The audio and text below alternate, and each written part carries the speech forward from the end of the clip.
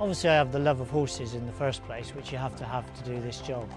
I think it's the satisfaction of being able to train them and bring them along and then seeing them win races. I think you get an extra buzz when it's a bigger race, but even the smaller ones winning the small races, it's like a bit of satisfaction and it makes you feel good.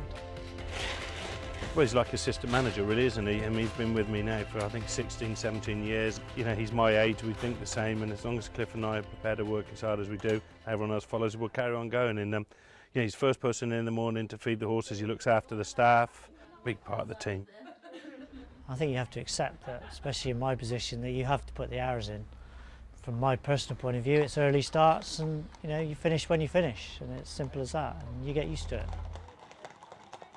He won Stable Lad of the Year last year award, and he's one of the very, very best in the business, you know, and his experience is an advantage for the whole team. Hopefully we run a good, tight ship and we get the best out of every person and every horse. We had a few, you know, nice wins last year, and I know we didn't win the championship, but you know, I think that just makes us want to do it even more.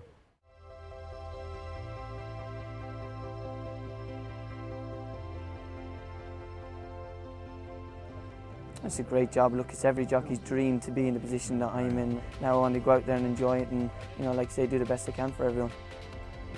You know, he's done very, very well for us over the last few years. Won the Grand National, obviously, on Neptune Clonge, and he's just got better and better, and I think he'll do really, really well. And we've got a great team of young jockeys as well behind him. No, quite laid back in general. Obviously, the bigger days, you know, the big Saturdays and all that, when you got, you know, 3 or 4 really good horses to look forward to. Obviously, you've got to be very professional about it, but generally, you know, very relaxed. He is a character, but the great thing is he's a pal, and he's also very, very good with the owners. He can cope with the pressure now, he's that much older. Different jockeys have different qualities, like AP, you know, he's the best jockey out there. He's very, very strong, and he gives it 110% in everything, whereas, you know, I've learned from Ruby and Noel, and they're more quiet, and that's the kind of style that I kind of like.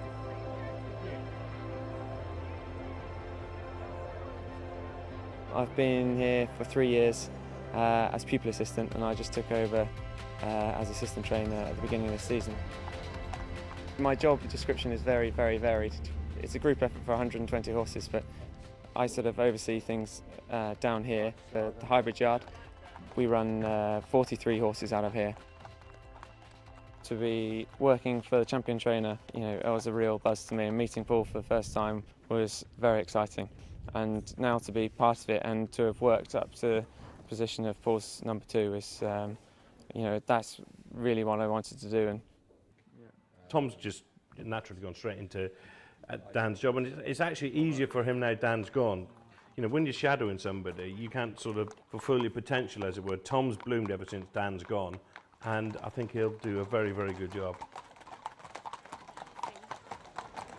It's great to represent Paul at the races. I often represent him on my own, and sometimes we have 2 or 3 meetings and I go to a different one to Paul. It's a real joy to be there, to see the fruits of what you work hard to do every day, you know, getting up at 6 to get these horses to the track in the best form. When you get it right on the day, that's the best bit.